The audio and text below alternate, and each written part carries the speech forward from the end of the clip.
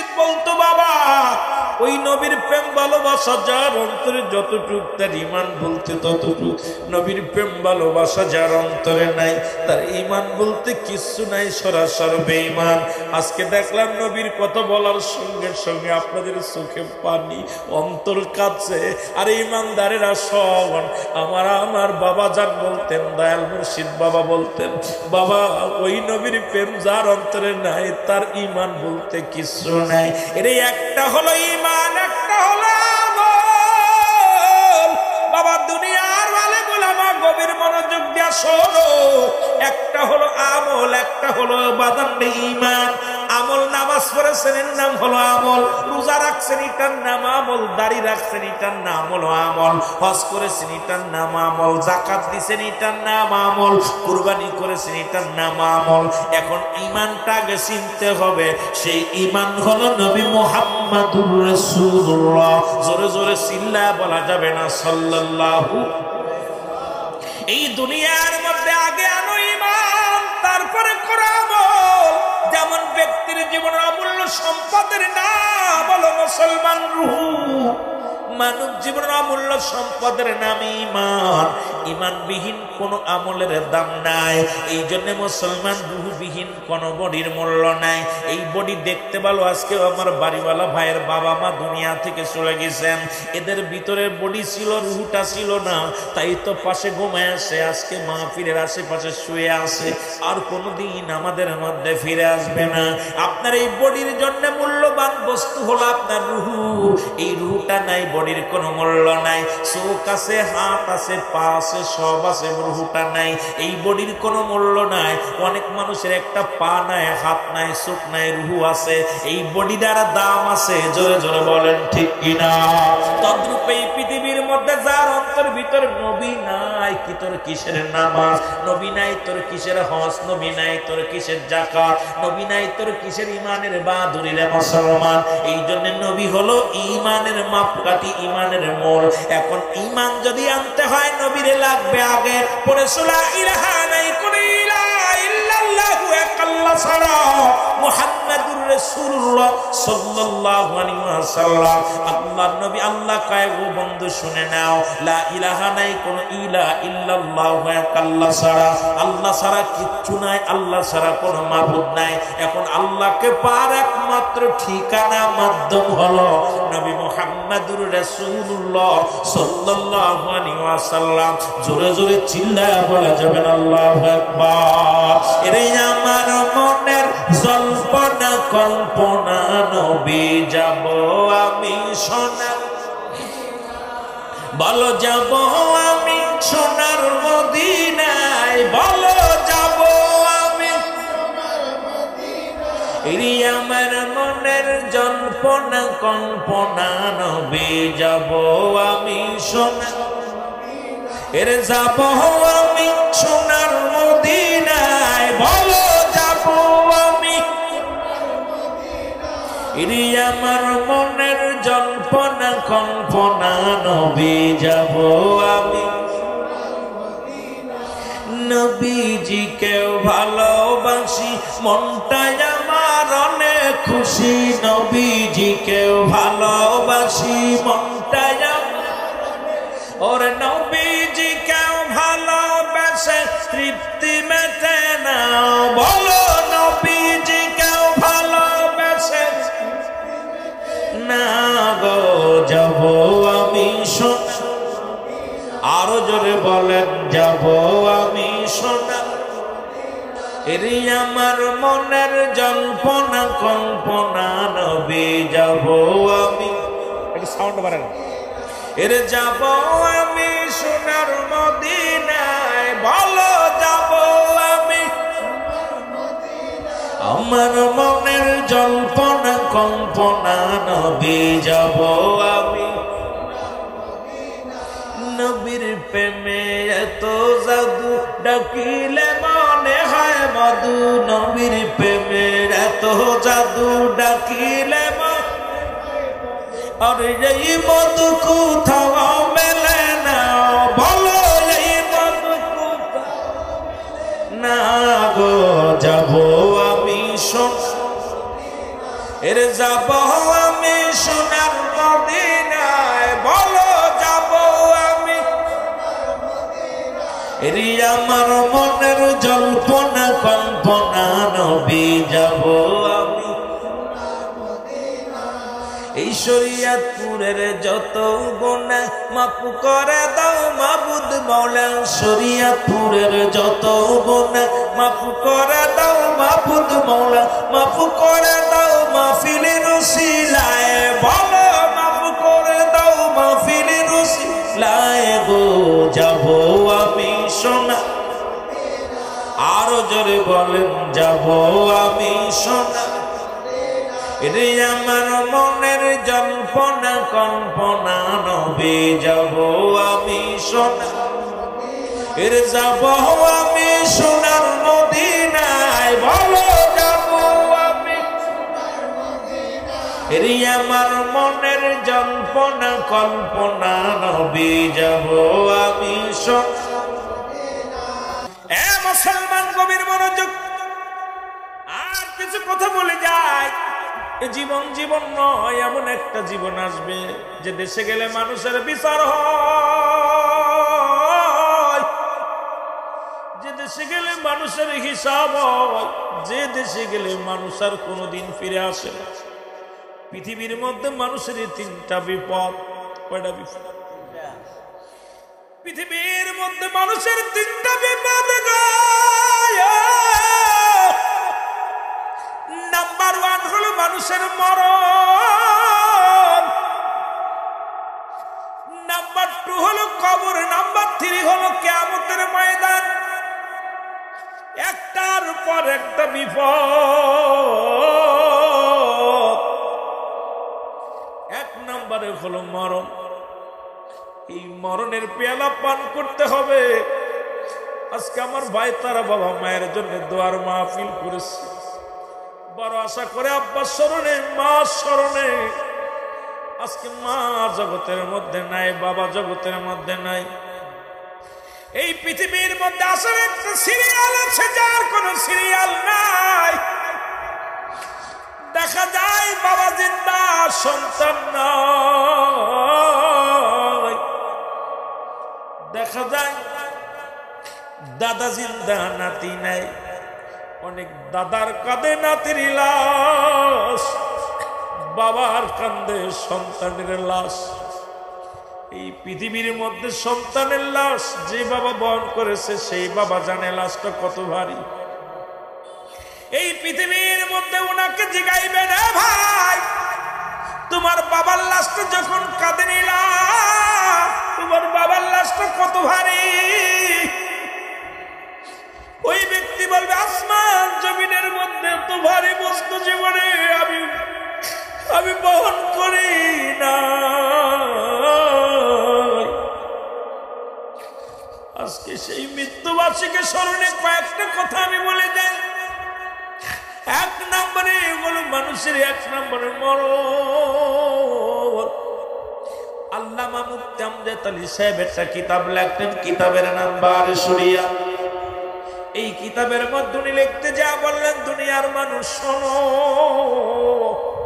সবচাইতে সহজ মৃত্যু যেটা হয়, 70টা তাজা উটের গায়ের চামড়া জবাই না করিয়া উল্টো দিকে টান দিয়া লবণ আর মরিচ লাগা দিলে যতটুকু যন্ত্রণা হয়,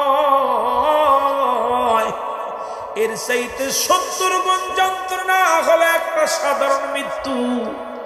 এখন আমরা অনেকেই মরণকালে পায়খানা করে দিই, অনেকেই মরণকালে প্রস্রাব করে দিই, অনেকেই মরণকালে চোখ দুটি বড় বড় হয়ে যায়।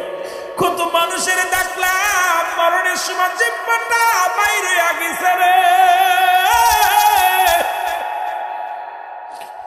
আল্লাহ, কত মানুষের জানাজা পড়লাম, কত মানুষের দাফন করাইলাম, কত মানুষের কাপড় পরাইলাম, কত মানুষের কবরে শোয়া দিলাম।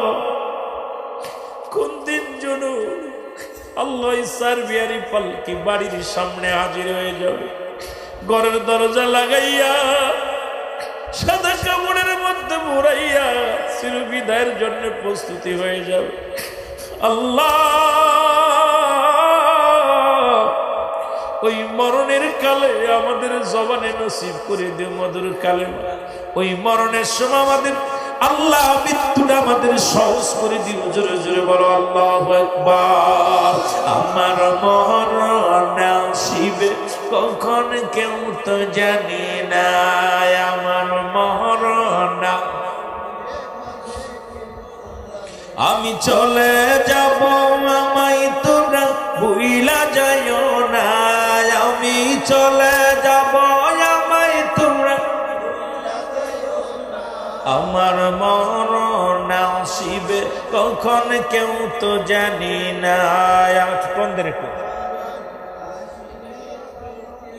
আরো জোরে বলেন আমার মরণ আসিবে কখন কেউ তো জানি না, আমার মরণ আসিবে।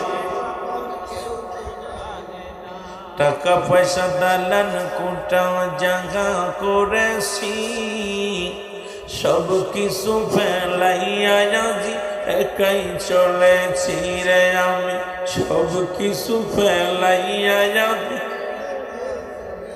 আমি যাবার কালেও ভেবে দেখি আমার কেহ নাই, আমি যাবার কালেও ভেবে দেখি নাই, আমার মরণ আসিবে কখন কেউ তো জানি না, আমার মরণ আসিবে।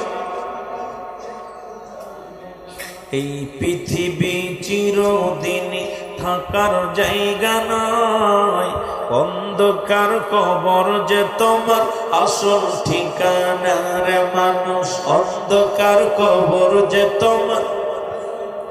আরো জোরে বলেন এই পৃথিবী চিরদিন থাকার জায়গা নয়, অন্ধকার কবর যে তোমার আসল ঠিকানা রে মানুষ, অন্ধকার কবর যে তোমার। ডানে বামে মাটি আমার মাটির বিছানা, ডানে এ দুনিয়ার মুসলমান,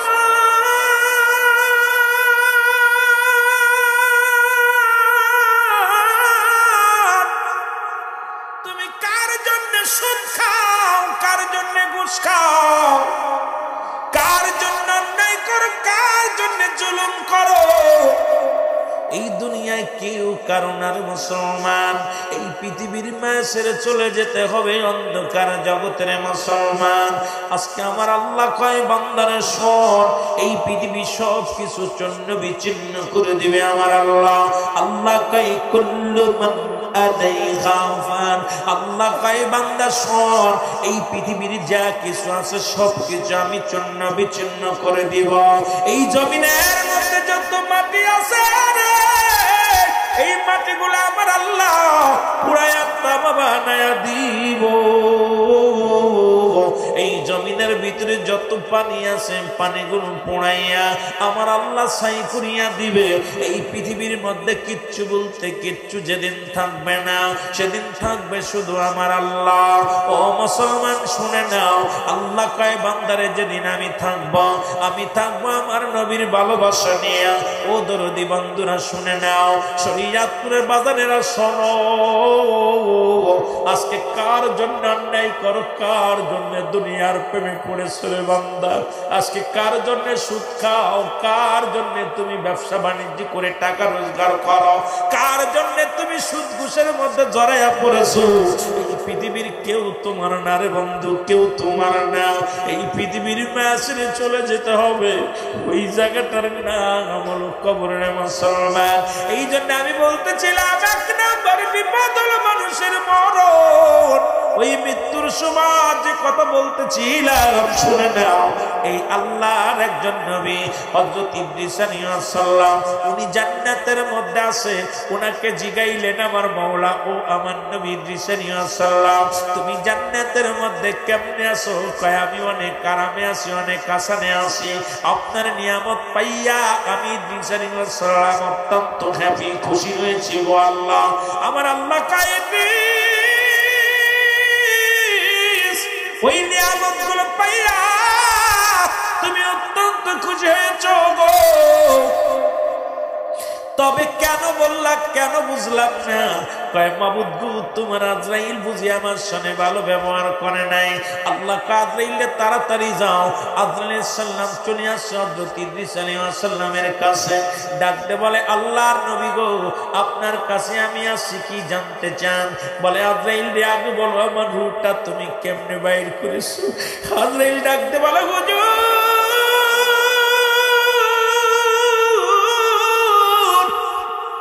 এই পৃথিবীর মন করার জন্য আমি জমিনের মধ্যে আসি না। আমার আসমানে থাকে আমার মাথা, জমিনে থাকে আমার পা। পৃথিবীর সমস্ত পানি যদি আমার মাথায় ঢেলে দেয়া হয়, এই পৃথিবীর সমস্ত পানি যদি আমার মাথায় ঢেলে দেয়া হয়, একটু পানি গড়াইয়া পড়বে না এই জমিনের মধ্যে। আমি এত বড় দানব, আপনার রূহটা বাইর করেছি নবী গো। আপনার রূহ আমি কষ্ট দিই না।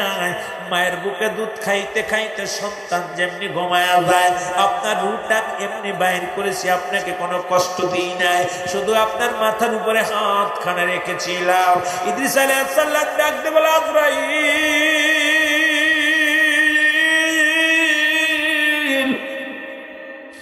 ও আজরাইল, কি শুনাইলা রে? এত সহজ মৃত্যু যদি এত কঠিন হয়,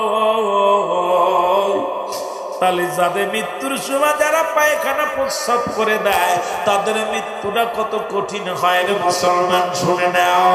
এ আমার ভাইয়েরা, আমার এই মৃত্যুর পেয়ালা পান করতে হবে ও মুসলমান। গভীর মনোযোগ। এই মরণ থেকে পালানোর কোনো পথ নাই, মরণ থেকে বাঁচার কোনো পথ নাই। পৃথিবীর সব রোগের ওষুধ পাওয়া গেছে, মরণ রোগের ওষুধ পাই না। কোন দিন যেন আপনার আমার ডাক এসে যায় রে মুসলমান, এই দুনিয়ার ভিতর থেকে বিদায় নিয়ে অন্ধকার জগতে চলে যাব। তখন আমি বসে আছি, সকালে হয়তো জানাজা হয়ে যাবে। এই জন্য কবির একটা কথা আমার বারবার মনে পড়ে যায়, তুমি কেমন করে ঘুমাও মানুষ, তুমি কেমন করে ঘুমাও মানুষ, ফজর করে কাজা, এমন তো হতে পারে জোহরে জানাজা। মুসলমান কখন এক ওক্তে মৃত্যু হবে, আর এক ওক্তে মানুষের মৃত্যু কি হয়, জানাজা হয়ে যায়। আপনারা আমার জীবন থেকে চলে যায় সময়গুলো। এই জন্য অনুরোধ করবো, আমরা মৃত্যুর জন্য প্রস্তুতি হতে হবে। আল্লাহ যেন মৃত্যুর প্রস্তুতি নিয়ে দুনিয়া থেকে যাওয়ার তৌফিক দান করে, জোরে বলো না আমিন। এক নাম্বারই হলো মানুষের মরণ। এই মরণের কোন ওষুধ আজ পর্যন্ত কেউ আবিষ্কার করতে পারে নাই। রাজা, বাদশাহ, ফকির, দরবেশ, ফকির, আপনার পৃথিবীর মধ্যে নিঃস্ব, উচ্চ রাজা কেউ দুনিয়ার মধ্যে নাই। সবাই হয় আজ না হয় কাল। কত মানুষ ছিল যারা দাপট দেখাইছে, যাদের এলাকার মধ্যে দাপট দেখাইয়া এলাকার মধ্যে চলতো, আজকে তারা অনেকেই চলে গেছে দুনিয়া থেকে, অনেকেই কবরে চলে গেছে।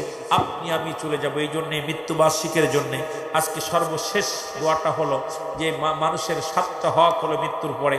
সেই 7টা হকের 1 নাম্বার হলো তার জন্য সওয়াব রেসানি করা, 2 নাম্বার তাদের জন্য মাগফিরাত কামনা করা, আর 7 নাম্বার হলো তাদের কবরটা সদা সর্বদাই সময় মতো জিয়ারত করা। সুতরাং আজকে আমার ভাই যে তার বাবা মার জন্য দোয়ার অনুষ্ঠান করেছে, 1 নম্বরে হলো তাদের জন্য মাগফিরাত কামনা করা, 2 নাম্বার তাদের জন্য সওয়াব পৌঁছানো। সুতরাং আজকে তাদের জন্য মাগফিরাত কামনাতে অনুষ্ঠান করা হয়েছে। 2 নাম্বার আমরা তাদের জন্য সওয়াব পৌঁছাবো, 3 নাম্বার আমরা আপনজনদের জন্য সদা সর্বদাই কবরটা জিয়ারত করব। এখন মিলাদ, মিলাদের উৎসব আমাদের বিষয় বস্তুটা আমাদের বোঝার দরকার। না বোঝার কারণে আমরা বলি মিলাদ নাই, মাহফিল মিলাদ নাই।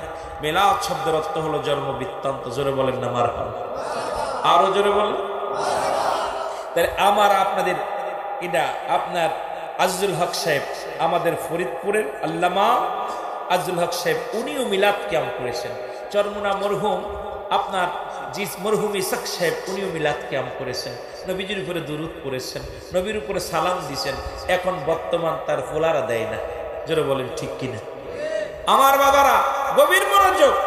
শুধু তাই নয়, এখন মিলাদ আল্লাহ নিজে নবীর উপরে পড়ে, সুবহানাল্লাহ বলেন না? নবীর প্রশংসা কে করে? আরো জোরে বলেন, কে করে? আল্লাহ করে। কিন্তু আমাদের মধ্যে বেঈমান গুলো, মুনাফিক গুলো নবীর শান শুনলেই মুখটা বেজার হয়ে যায়। নবীর দুরূদ শুনলে, নবীজির শান মান শুনলেই আমাদের ভিতরে আজকে কিছু মুর্দাদের এমন মুর্দাই রয়েছে, জিন্দা হতে পারে নাই। আর এরা নবীর শান শুনলেই, মান শুনলেই কলিজার মধ্যে কষ্ট পায়। জোরে বলেন ঠিক কিনা? আরো জোরে বলেন, আরো জোরে বলেন ঠিক কিনা? আল্লাহ আমাদের বুঝার তৌফিক দান করুন। জোরে বলেন আমিন। আরো জোরে বলেন আমিন। এটা নিয়ে একবার নবীর উপরে দুরূদ যদি কোনো ব্যক্তি পড়ে, একবার পড়লে 10টা নেকি। কয়বার পড়লে? আরো জোরে বলেন। একবার যদি নবীর উপরে কেউ দুরূদ পড়ে 10টা গুনাহ মাফ। সুবহানাল্লাহ বলেন। আরো জোরে। নবীর উপরে দুরূদ যদি কোনো ব্যক্তি একবার পড়ে 10টা পুরস্কার ইয়াউমাল কিয়ামতের ময়দানে আল্লাহ দান করে। জোরে বলা যাবে না সুবহানাল্লাহ? আরো জোরে। ভাই একটা বিষয় নিয়ে মেলা বোঝানো যাবে না, তাড়াতাড়ি কথা বলতে হবে। নবীর উপরে দুরূদ পড়লে আমার আল্লাহ খুশি হয়। কে খুশি হয়? আপনাদের কাছে জানতে চাই, যে কাজ করলে আল্লাহ খুশি হয় সেই কাজ করলে আপনাদের শরীয়ত করে কিছু মৌলবীরা বেজার হয়। এখন আপনারা কি মৌলবীরে বেজার করবেন না আল্লাহরে বেজার করবেন? কারে বেজার করবেন? মৌলবী তোর ভালো না লাগে চাকরি ছেড়ে চলে যায়। মৌলবী তোর দরকার নেই, চাকরি ছেড়ে চলে যায়। যে কাজ করলে আমার নবীর উপরে দুরূদ পড়লে ফেরেশতারা খুশি হয়। সুবহানাল্লাহ বলেন না? আর আমাদের দেশের কিছু মৌলবীরা বেজার হয়। আমি আপনাদের কাছে জানতে চাই, ফেরেশতারে খুশি করবেন না মৌলবীরে খুশি করবেন? তোর ভাল্লা লাগলে বাইগা যা, দরকার নাই। ঠিক কিনা? কতক্ষণ ঠিক কিনা? নবীর উপরে দুরূদ পড়লে নবীজি নিজে খুশি হয়। সুবহানাল্লাহ বলেন না? আচ্ছা, যে কাজ করলে আমার নবীজি খুশি হয় সেই কাজ করলে মৌলবীরা বেজার হয়। এখন আপনারা আব্বা মারে খুশি করবেন না চাচারে খুশি করবেন? কথা কই না? বউরে খুশি করবেন না বউর বান্ধবীরে খুশি করবেন? কারে খুশি করবেন? বড় কষ্টের মধ্যে আছি। যে কাজ করলে আমার নবীজি খুশি হয়, নবীর উপরে দুরূদ পড়লে নবী নিজে খুশি হয়। সুবহানাল্লাহ বলেন। আর আমাদের দেশের মৌলবীরা বেজার হয়। আরে পুরা কপাল্লাহ, তোর মতো মৌলবীর দরকার নাই। নবীজি মাটি কাটছে, একদিন মাটি কেটে দেখ কেমন লাগে। নবীজি মাটি টানছে, একদিন টেনে দেখ কেমন লাগে। নবীজি বকরি চড়াইছে, তুই একদিন চড়াই দেখে। খালি এসির মধ্যে বাতাস খাস, নামাজ পড়িস আর বাড়ি বাড়ি খাস। লবণ ভালো হয় নাই, তেল ভালো হয় নাই, এটা ঝাল বেশি হয়ে গেছে, খালি বাড়ি বাড়ি খাস আর ফতোয়া দিস। আমার নবীজির কোন সাহাবীরা নামাজ পড়ে দোয়া করে টাকা নিছে? আমার নবীর কোন সাহাবীরা ইমামতি করে টাকা নিছে? খালি বেদাতার ইমামতি না করলে তোর পেট চলে না। এখন ইমামতি যে ব্যক্তি কোরআন বিক্রি করে খাস, সে যদি ফতোয়া দেয় নবীর উপরে জায়েজ নাই মিলাদ, ওই মৌলবীর পিছে নামাজ হবে না। জোরে বলেন ঠিক কিনা? আমার ফতোয়া শোনেন, ভালো করে শুনেন। রুহুল আমিন সিদ্দিকের ফতোয়া হলো, যারা নবীকে বাদ দিয়ে আল্লাহকে পাইতে চায়, সরাসরি রুহুল আমিন সিদ্দিকের ফতোয়া হলো এরা আল্লাহওয়ালা কাফের। কি কাফের? জোরে বলেন কি কাফের? ভালো করে শুনে রাখেন, রুহুল আমিন সিদ্দিকের ফতোয়া, এটা আমার ফতোয়া। ফতোয়া হলো, আমি ফতোয়া লিখছি যেটা, সেটা ভালো করে, যারা আল্লাহ নবীকে বাদ দিয়ে যারা আল্লাহকে পাইতে চায়, যেমন আপনার স্বামীবিহীন সন্তান পেতে চায়, সন্তানটা জারজ সন্তান, ঠিক কিনা? আমার নবীকে বাদ দিয়ে যারা আল্লাহকে পাইতে চায়, এই সমস্ত মৌলবীরা হলো আল্লাহ ওয়ালা কাফের। কি কাফের? আল্লাহ। খালি কাফের নাম শুনছেন, আল্লাহ কাফের দেখেন। এই কাফেরগুলো চিনতে খুব ভালো। দাড়ি, টুপি, জুব্বা, পাগড়ি সব ঠিক আছে, নবীর দাড়ি, নবীর সুন্নাত সব ঠিক আছে, নবীর কথা শুনলেই মুখটা বেজার হয়ে যায়। মনে করুন ওইটাই আল্লাহ কাফের। ওইটা কি কাফের? আল্লাহ কাফের। আল্লাহ কাফের বর্তমান বেশি পাচ্ছে আমাদের দেশে। আমাদের সেই আল্লাহ কাফের গুলো কপাল ছুলে ফেলতেছে, দাড়ি জুব্বা লাগায় সব লাগাইছে, নবী করিম সাল্লাল্লাহু আলাইহি সাল্লামের নাম শুনলেই শয়তানের মতো মুখটা বেজার। জোরে বলেন ঠিক কিনা?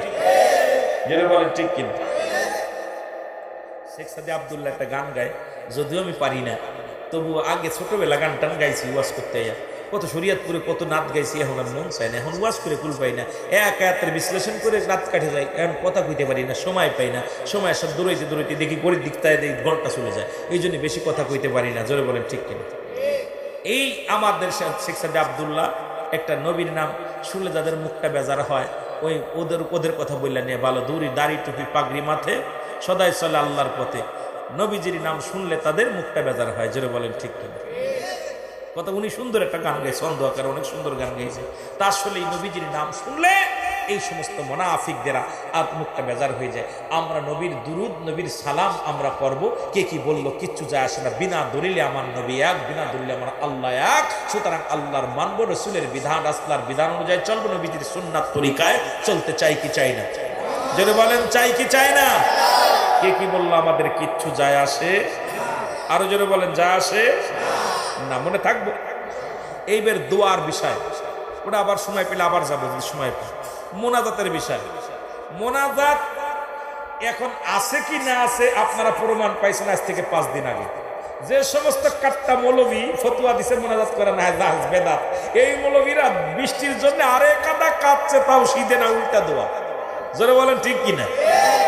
আরে বাংলাদেশে যে কত কাদা কেঁদেছে এই সমস্ত হারাম জাদা, আমি বলি এদের হারাম জাদা, হালাল জাদা না। সারা জীবন মোনাজাতের বিধান আসলে ওরা কেবলা শরিয়াতের আসলে কেবলা চেনে না। শরিয়াতের কেবলা হলো কাবা, দু জাহানের কেবলা হলো রাহমাতাল লিল আলামিন, মোনাজাতের কেবলা হলো আরশে আজিম। জোরে বলেন না যাবে না সুবহানাল্লাহ? আর একটা কেবলা আছে যারা পীর মুরিদি করেন, সেটা হলো আপন মুর্শিদ কেবলা। জোরে বলেন না সুবহানাল্লাহ? আর একটু জোরে বলেন। এই মোনাজাতের বিষয় ফতুয়ার নাম হলো ফতুয়ায়ে দেওবন্দ, প্রথম খণ্ড 33 নম্বর পৃষ্ঠা। এখানেও রাবি হলো মুফতি শফিক আহমেদ, আমাদের কিতাব নয়, ফতুয়ায়ে দেওবন্দের। বলছে 5 ওয়াক্ত নামাজ আদায় করে জিয়ারত করে সর্বহালাতে আল্লাহর দরবারে 2টি হাত উঠায় দোয়া করা উত্তম মুস্তাহাব। জোরে বলা যাবে না সুবহানাল্লাহ? আরো জোরে, আরো জোরে। তোর বাবারে যে ঠেকা, তোর আব্বারে যে বল এটা লেখলি কেন, তোর যে বাপ লেখছে আজকে হাত উঠাইতে লজ্জা করছো, অথচ যখন 20 টাকা দিছে 50 টাকা দিছে দোয়া করা শুরু করছে। আর দেখলাম বৃষ্টির মৌসুমে এই যে বৃষ্টি না অনাবৃষ্টির কারণে সারা বাংলাদেশে যে সমস্ত কাট্টা মৌলবীরা মোনাজাতের বিরোধিতা করছে সবাই দোয়া করছে। যারা বলে ঠিক কিনা? এখন চিনছে আল্লাহ এইভাবে দিয়ে, আল্লাহ বৃষ্টি দাও, বুড়া জলে শেষ হয়ে গেছি। আবার আমাদের উত্তরবঙ্গে দেখলাম ব্যাঙ্গের লগে বিয়া দিতেছে। কত বুঝেননি? ব্যাঙ্গেরির লগে বিয়া দিছে। 1 কোটি টাকা দেলমোহর, 50 লাখ টাকা দেলমোহর, 100 যাত্রী নিয়ে ডোল ডগর বাজায় খাইতে যাচ্ছে। আয় হায়, কথা বুঝেননি? ফতুয়ায়ে মৌলবীরা কই গেছে রে? দেখলাম দাড়িওয়ালা টুপিওয়ালা বিয়ে পড়াইতেছে, 50 লক্ষ টাকা দেলমোহরে কাজী বিয়ে পড়াইতেছে। আর বিটি ওই ব্যাঙ্গের ধরে কাঁদতেছে, মেয়ে কইছে আরে আমার মেয়েটা বিদায় দিতেছে। আমি ফেসবুকে দেখা চিন্তা করলাম হলোটা কি। আপনারা দেখছেন না অনেকে? দেখেন তো ব্যাঙের বিয়ে দেখছেন না? কোথায় যেন রংপুরে গায়ে বান্দাতে দেখলাম অসংখ্য ব্যাঙ্গের বিয়ে দিছে। ব্যাঙ্গিনীর বিয়া দিছে, দিয়া 100 যাত্রী কাশিবাসি বাজায় যাচ্ছে খাইতে, খাওয়াইছে 10টা গরু জব করে খাওয়াইছে লোকজনের, খাওয়াইয়া ব্যাঙ্গিনীর বিদায় দিচ্ছে। ব্যাঙ্গের ভয় দিচ্ছে এক পালকির ভিতরে, পালকি কাঁদে নিয়ে কানতে কানতে চলে যাচ্ছে। আর একদল দেখলাম কাদা মাখাইয়া গায়ের ভিতরে নারী পুরুষ একত্রিত হইয়া দেখলাম ওই বৃষ্টি নামানোর জন্য গান গাচ্ছে, দেওয়া তুমি না মরে, দেওয়া তুমি না মরে, নারী পুরুষ নিয়ে। এই মৌলবীরের ফতোয়া শিখানে নাই। কিন্তু আজকে দোয়া, আমার আর একটা দোয়া দেখেছি আপনাদের দেশে, সব জায়গায় দেখতাম, এখন একটু কম, টার্মিনালে গেলে দেখা যায় 4জন 5জন মিলা মোনাজাত ধরে। দেখছেন এই মোনাজাত? কথা বলেন না, কোন মোনাজাত? কেউ কয় টিক্কা, কেউ কয় রুইতন, কেউ কয় 7 করা, কেউ কয় 8 করা। এরা কি কয়? এরা মোনাজাত ধরে। কেউ কারুর দেখতে দেয় না, কেউ কারুর দেখতে দেয়, কথা কয় না। এই শরীয়তপুরের মানুষরা শরীয়তের ওয়াজ করে দেয়, ভালো করে শোনেন। শরীয়তপুর টার্মিনালে যান, দেখবেন 4জন মোনাজাত ধরছে। কয়জন? 4জন 6জন মোনাজাত ধরছে। এরা ওরম দেখতে দেয়, কেউ দেখতে দেয় না। কয় রুইতন, কয় টিক্কা, কি কন? কয় 9 করা 10 করা, কথা কন না কেন? মৌলবী সেই জায়গা ফতোয়া দেয় না, খালি আল্লাহ দরবারে হাত উঠায়। কপাল কত মন্দ, কপাল কত খারাপ যে 2 জাত মোনাজাতের কেবলা হলো আরশে আজিম। আজকে ঠিকই চিনেছ, বিলাই গাছটে সহজে না ঠেলায় পড়ে ওঠে। এখন যেই রোজনা বৃষ্টির কারণে আমার বাবারা যখন আল্লাহর গজব শুরু হয়েছে, হাত উঠায় দোয়া শুরু করেছে। রাসূল পাক সাল্লাল্লাহু আলাইহি ওয়াসাল্লাম দুভাবে দোয়া করতেন, একটা হলো হাত উল্টা দিকে, একটা হলো সিধা। নবীজি যখন উল্টা হাত উঠাইতেন অতি মাত্রা অতি ফস করে কবুল হতেন। আবার এই 2টা দোয়াই কবুল হতে, একটা হলো অতি ফস করে প্রয়োজন, সঙ্গে সঙ্গে প্রয়োজন আল্লাহর কাছে, তখন আল্লাহর নবীজি উল্টা উঠাইতেন। আজকে দেখলাম কত বাতিলেরা উল্টা দিকে হাত উঠায়। এখন আমি কই আই রে হাই, এই ফতোয়া পাইলা কই? এক মৌলবীর সিন করছি যে আফসার, ওই যে ওহাবি মার্কা এক মৌলবী আফসার আছে, ওই মিয়া ফোনের ভিতরে কি ব্যাপার, কয় হুজুর জানি ঠিকই, কিন্তু কথা বুঝেন না। কয় বুঝি, কিন্তু কিন্তু কথা বুঝেন না। এখন এই কিন্তুতে শেষ করছে আমাদের সমাজ, আমার জাতি। আজকে আমরা সবাই বিপদের মধ্যে আছি। আমরা কথা হলো দোয়া, মা বাবার জন্য দোয়া, মা বাবার জন্য। পৃথিবীর মধ্যে থেকে সন্তান বাবা মা যখন চলে যায় তাদের জন্য 6টা হক, 6-7টা হক, জীবিত থাকতে 7টা হক হলো, ইন্তেকালের পরে আর ইন্তেকালের আগে 7টা হক। আব্বা মা মারা যাবে, তাদের জন্য দোয়া করা যাবে না, অথচ আবার জানাজা পরে দোয়া করা যাবে না। আরে রাসূল পাক সাল্লাল্লাহু আলাইহি ওয়াসাল্লাম বদর প্রান্তরে কয়েকটা যুদ্ধের প্রান্ত থেকে কয়েক সাহাবী মারা ইন্তেকাল করছে। নবীজি সাহাবীদের মুনাজাত করে, জিয়ারত করে, নামাজ শেষ করার পরে রাসূল বলতেন দোয়া করো তোমার ভাইয়ের জন্য। নবীজি কি করছেন, লাশগুলো সামনে নিয়ে কবরে নামাই নাই, উপরে জানাজার নামাজ শেষ করেই আবার সঙ্গে সঙ্গে তাদের জন্য স্পেশাল দোয়া করেছে। আর আমাদের দেশের মৌলবীরা হাত উঠাইতে লজ্জা করা, অথচ মাস গেলে ভিক্ষা হাত পেতে নেয়, মানুষের বাড়ি বাড়ি ভিক্ষা চেয়ে বেড়ায়, এইগুলো চেয়ে চেয়ে খায়। অভ্যাস, চরিত্র এত খারাপ যে মানুষের বাড়ি বাড়ি ভিক্ষা চেয়ে খেয়ে বেড়ায়। আর এই ভিক্ষাধারী মৌলবীরা দেখবেন বেশিরভাগ এই মুনাজাতের বিরোধিতা করে ভিক্ষা করে মৌলবীরা। একটাও ভিক্ষা, যারা ভিক্ষা বৃত্তি করে লেখাপড়া করে, মানুষের বাড়ি যে পেঁয়াজ রসুন চেয়ে বেড়ায়, চাউল উঠায়, পাট উঠায়, খেত উঠায় বেড়ায় ভিক্ষা করে, জাকাতের টাকা, ফিতরার টাকা, এরপরে চামড়া, এইগুলো যারা উঠায় খায়, এরা অভ্যাস হলো সারা জীবন মানুষের কাছে হাত পেতে ভিক্ষা খায়। ওরা আল্লাহর কাছে চাইলে তো নগদ নগদ পায় না, এই জন্য এই জায়গা জায়েজ না। ঠিক কিনা? ঠিক কিনা? আমার কাছে চাইলে তো নগদ পাই। আল্লাহ কি নগদ দিতেছে? ওরা নগদে বিশ্বাসী, ওরা নগদে বিশ্বাসী। ভিক্ষা করা মৌলবীরা দেখবেন, ভিক্ষা করা মৌলবী ব্যতীত কেউ মুনাজাতের বাইরে নাই, বিরোধিতা নয়। কিন্তু এই ভিক্ষা করা জাতিগুলো যত মাদ্রাসা থেকে, যত এই ব্যাঙ্গের ছাতার মতো মাদ্রাসা হয়েছে দেশে, অসংখ্য মাদ্রাসা হয়েছে ব্যাঙ্গের ছাতার মতো, আর এই মাদ্রাসা থেকে ছাত্র লেখাপড়া করে বাইর হচ্ছে, উঠেই কয় এটা না জায়েজ, ওটা না জায়েজ, এটা হারাম, এটা বেদাত।